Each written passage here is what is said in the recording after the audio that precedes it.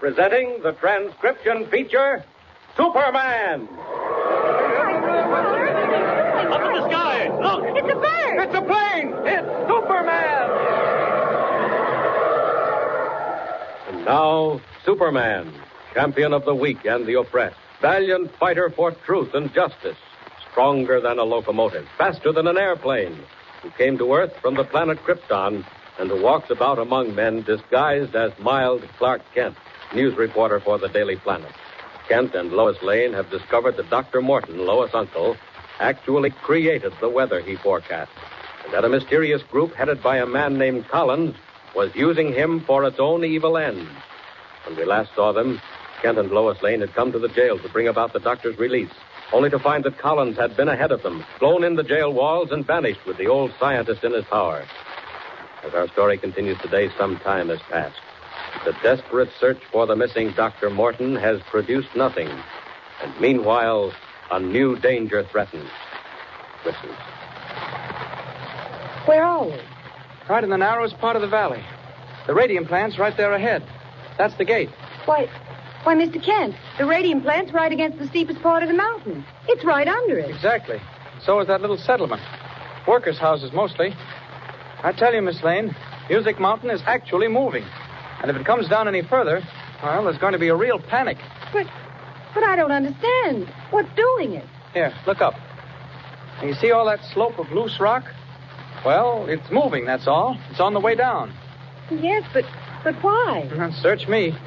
Maybe it's because of all that rain. Got things loosened up. Say, look. They're beginning to get people moved out already. Look at those trucks. And isn't that a big busload of kids there? Oh, Clark, those poor people. They must be frantic. I guess they are, all right. They're in a mighty dangerous spot.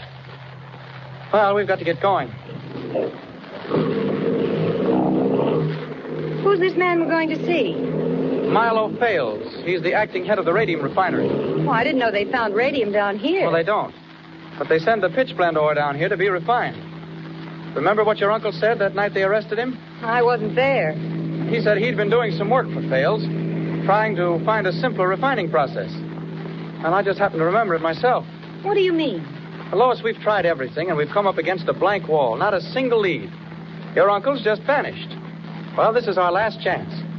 Fales may know something or remember something. Let's go down and have a talk with him. It's worth a try. Don't do that way. Say, I beg your pardon. What? Keep out of the way, please. Mr. Kent, what's it all about? This place is like a madhouse. We're moving, young lady. Got to get this whole plant cleaned out and packed into trucks before that mountain comes down on top of us. So if you don't mind... Well, I'm looking for Mr. Fales, Milo Fales. I'm Fales. What's on your mind? Only make it fast. Mr. Fales, I'm Clark Kent, reporter for the Daily Planet. Sorry, no time for the papers. You have to excuse me. Hey, Mike, not that one. Get the cases packed up first. Mr. Fales, we don't want an interview. Right. This lady is Miss Lane, Lois Lane, and she's a niece of Dr. Horace Morton's. What's that? Niece of Morton. We don't want to bother you, Mr. Fales, but if you could tell us anything... Here, come in my office. There's much noise out here. You can't hear yourself think. Now then, how much do you know? Well, to tell you the truth, Mr. Fales, we don't know anything. Absolutely not a thing. And we can't find out anything. What made you come here? Because on the last night we saw Dr. Morton, the night he was brought down to New Birmingham, he said he was working on a pitch blende process connected with a radium refinery. And he said he was doing it for you. Oh, I see. That's the way it is, eh? Mr. Kent just remembered it, Mr. Fales, and he thought, rather he hoped, you might possibly be able to shed a little light on what's happened to my uncle. I know it's just a shot in the dark, but believe me, we've tried everything else. That's what brings you here, eh? Well, all I can say is I'm sorry. Oh, you can't tell us a thing? Miss Lane, I only wish I could.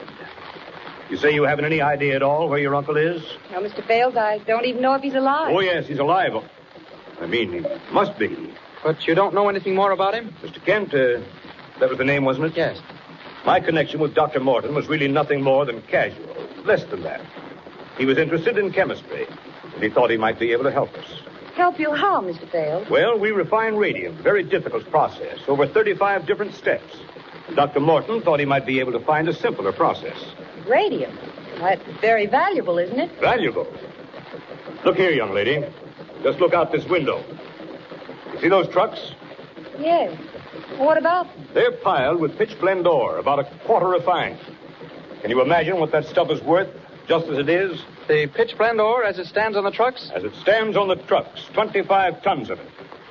Mr. Kent, that stuff is worth, refined down, as it is right now, about $30,000 a ton.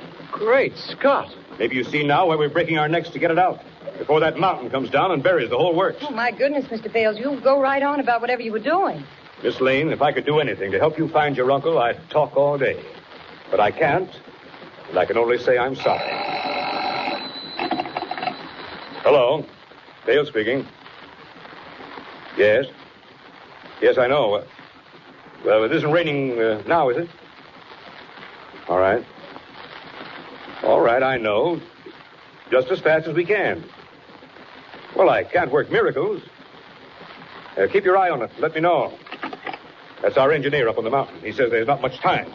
So I'll set to come sliding down some more. Oh, Mr. Bales, what's doing it? What is Miss it? Lane, you can lay it all to the weather. The more it rains, the faster Music Mountain slides.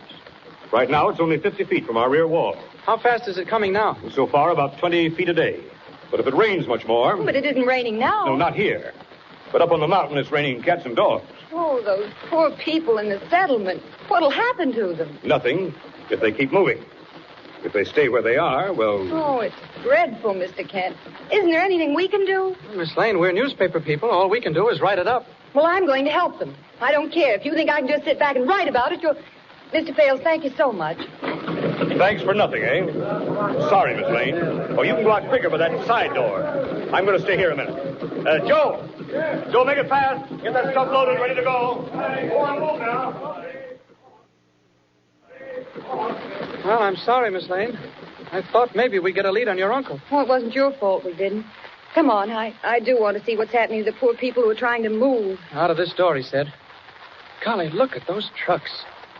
That stuff's really worth what he said. Great Scott, Miss Lane, do you realize its value? Over $750,000. What? That black stuff? Right there in front of you. Say, if anything happened to it... Well, what's the matter? Why are you standing there like that?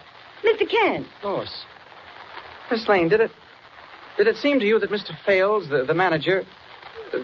well, did it strike you that he was worried when we first came in? Worried? Yes. Well, of course he was worried. If the mountain comes down, it'll ruin his refinery. No, I didn't mean that. He was worried about us. And then later on, he seemed to think everything was all right. Worried about us? What do you mean? I don't know. It just flashed on me. Look, will you? Look at those women. Oh, those poor things. Mr. Kent, I'm going down to help them. Come on. No, you go on. I'll stay here a minute. I want to think. Go ahead. Well, what are you going to do? Nothing. Just stand right here. You go on. I'll join you in a minute. I just want to work something out. Clark Kent, I believe you're losing your mind. You're acting perfectly mad. No, go on. Go ahead, please, Miss Lane. See if you can't give those folks a lift. Look at the kids running around in circles. Poor youngsters. Well, call me when you're ready to drive back for supper. All right. Thank heaven she left. Didn't think she'd do it. No, I didn't just think of something, Miss Lane. I heard something with Superman's sensitive hearing. I heard voices. Voices traveling over telephone wires. Wait a minute. There they are. They come right out of the brick wall. They're the wires leading from Fales' office. He's still talking. And I'm going to listen. Never mind all that stuff about catching the girl, Fales. But I tell you, they came here. They only just left. They're looking for old man Morton. Let them look. They'll never find him. Not till everything's finished. Do they suspect anything? No, I don't think so. Why did they come to you? On account of the radium. Seems he mentioned it to... Fool. Collins, listen. Has he got it? Has he found out a new way of refining? I told you I'd take care of that, didn't I? Well, I have. Fales, it's in the bag. If you can work it right from your end, we'll make a fortune. What about the trucks? Loaded and ready to go. But listen, what about the mountain? I just got a report from the engineer. Unless there's more rain, it won't come down. Don't worry. There'll be more rain. When's the best time? To send the trucks out? Make it 10 o'clock tonight. 10 o'clock? Okay, Fales. At 10 o'clock, there'll be the biggest rainstorm you ever saw. Collins, what's the scheme? How'll it work out? Have those trucks at the right place on the road, and trust me for the rest. We'll block them off with the mountain and raid the whole lot of them. Okay, Fales, that's all. Okay, Collins, remember, 10 o'clock tonight's the time. The devils. That fellow Fales is working hand in glove with the group that's taken Morton. And Morton himself. I can't believe it. Yet I don't know. Why, Clark Kent, honestly, there is something wrong with you. You look as if you'd seen a ghost. Seen a ghost? Well, no, not exactly, Lois. I've just been thinking. I've been working things out. Working what things out? Things that are happening. Miss Lane, don't ask me how I know. Just take my word for it. There's a plot on to steal that radium ore and to wreck this whole settlement to make it look plausible this very night. What?